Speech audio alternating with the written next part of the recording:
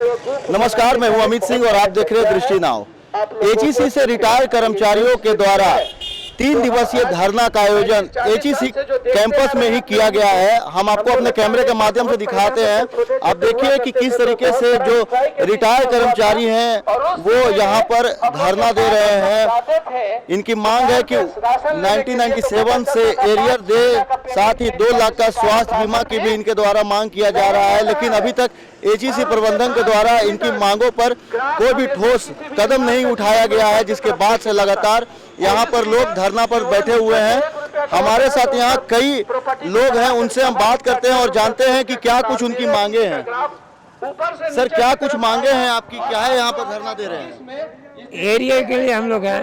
Arrear में क्या चाहिए, क्या है? एरिया है हाँ। और कुछ नहीं है। काहे नहीं मिल रहा है? काहे नहीं मिल रहा है? उस सरकार के बदमाशी है। आप लोग क्या मांग कर रहे हैं? हम लोग तो कुछ अपना कमाया हुआ मांग कर रहे हैं।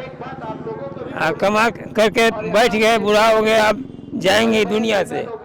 हम लोग का पैसा कमाया हुआ रखा हुआ है। एरियर आपके परिवार के लिए कितना महत्वपूर्ण है? अरे हमारे लिए बहुत बड़ा महत्व है, तो परिवार के अलग अलग है। पहले हम जो खड़ा रहेंगे तो हमारे परिवार को भी वही नाम छोड़ के जाएंगे। पहले कहने का है कि जो हम लोग कमाए, यही एचईसी यहाँ का नींव हम रखे हैं। ये जो देखते हैं ना बिल्डिंग, इसका नींव जाकिर हुसैन थे ना, उपराष्ट्रपाल था यहाँ का, बिहार का, वो आकर शिलान्यास किए थे। हम लोग डिस्ट्रीब्यूट किए थे उन लोग सबको चाप नदी। आज हम लोग रिटायर हो गए, कोई देखने वाला नहीं है। और इसलिए दुख ये होता है, ये एचईसी का भी दयनीय हालत कर दिया है। 2 महीना तनख्वाह नहीं मिलता है। और भी हमारे साथ यहाँ पर लोग हैं जो रिटायर कर्मचारी हैं, वो यहाँ पर मौजूद हैं। हम उनसे भी बात करते हैं और जानते हैं उनका दर्द। आप बताइए कि आपने इस एचईसी का नींव रखा, आपने ही इस एचईसी में पहला कर्मचारी के रूप में काम किया और आज आप ही यहाँ पर धरना दे रहे हैं। कितना दुखद? दुख तो बहुत ही। हम लोग जो एचईसी में रात दिन 24 घंटा हम लोग अपने बाल बच्चा छोड़कर कारखाना को आगे बढ़ाने का काम किया।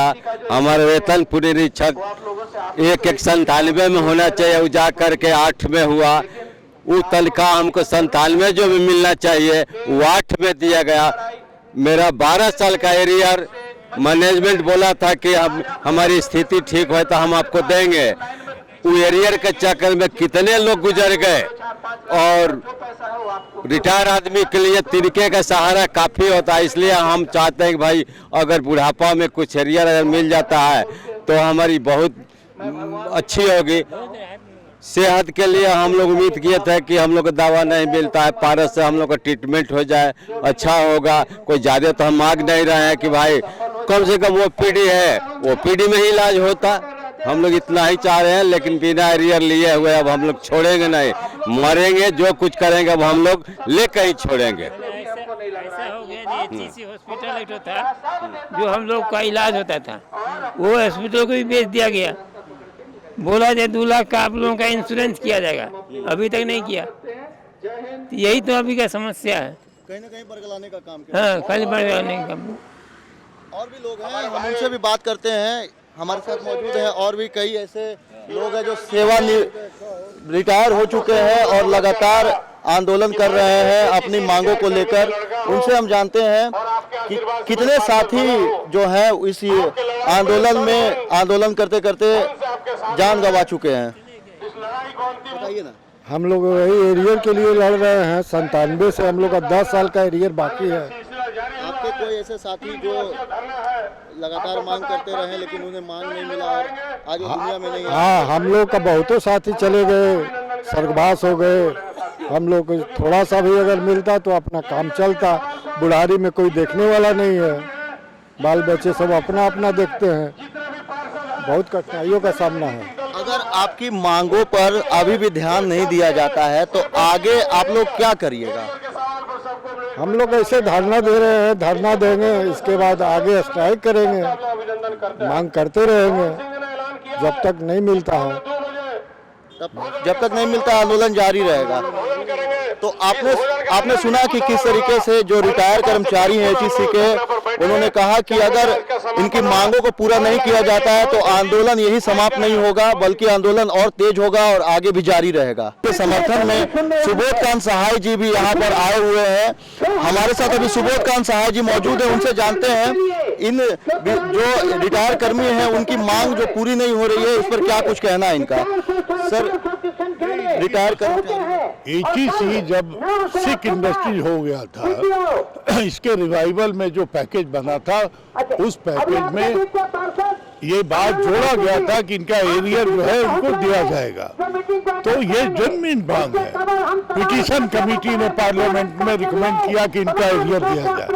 वो मैनेजमेंट को और मंत्रालय को, हेवी इंडस्ट्री मिनिस्ट्री दोनों को, वो उसके पास फाइल पड़ी हुई है। इनको आज न कल देना पड़ेगा। लेकिन जब बेचने का एजेंडा आ गया है तो कैसे मजदूरों को, गरीबों को बचाया जाए, ये असल लड़ाई का सवाल। सर, बजट भी कल पेश हुआ है, बजट को आप कैसे देखते हैं? जो नया बजट आया है इस पर आप इस बजट को कैसे देखते हैं? ये टोटल एंटी पुअर बजट है, टोटल, इसलिए नहीं। और मुट्ठी भर पूंजीपतियों के लिए पॉलिसी बना के देश उनके हवाले कैसे किया जाए, आप बताइए। रेल लाइफलाइन कहा जाता है, रेल बिक रहा है, एयरपोर्ट बिक रहा है, प्लेन बिक रहा है, पोर्ट बिक रहा है, बैंक बिक रहा है, इंश्योरेंस जो सबसे सिक्योर्ड होता है वो भी बिक रहा है। तो कहाँ से आप बचिएगा? कौन सा आपको रिलीफ मिलेगा? एक तर्क दिया जा रहा है सर कि अगर सरकार अपने स्तर से चलाती है तो उस तरीके से काम नहीं हो पाता है, जो भी कर्मचारी लगते हैं। तर्क ये पैदा हुए जो बड़े घराने के लोग हैं उनको समझ में आना चाहिए कि 130 करोड़ की आबादी का ये देश है। बैंक नेशनलाइजेशन क्यों किया गया था कि पहले पूंजीपतियों का था तो गरीबों का भलाई नहीं होता था। आज फिर से पूंजीपतियों के हाथ में आप दे रहे हो तो परिभाषा कोई बदल नहीं जाएगी। वो पैसा कमाने आए हैं, वेलफेयर करने नहीं आए हैं।